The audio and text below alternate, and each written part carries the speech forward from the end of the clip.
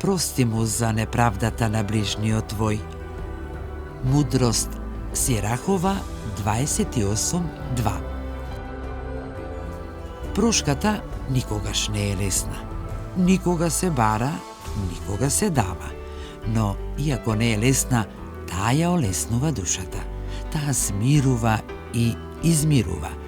Го смирува срцето, а измирува со ближниот кој повредил и навредил. Прошката ги обновува прекинатите врски и ги лекува нанесените повреди и дарува мир и на оној што проштева и на оној кому му се проштева. Уште од најстарите времиња, црковните оци често истакнувале дека проштевањето на грешките и неправдите е избор кој води кон духовна слобода. Затоа што проштевањето ослободува од гневот, од горчината, но и од гордоста. Лутината од нанесената неправда, дури и кога е оправдана, знае да го зароби умот и силно да ја тишти душата.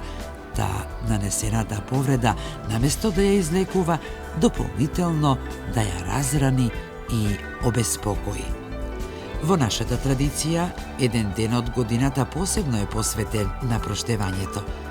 На прочка, сите меѓусебно бараат прошка еден од друг за сите грешки и погрешки, сторени со мисла и дело, намерни и ненамерни, знаени и незнаени. Таа, како што беше советувал светиот Јован Златоуст, да простиме, таа и нам да ни биде простено.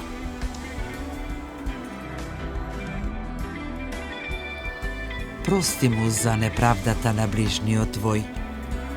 Мудрост Сирахова 28:2.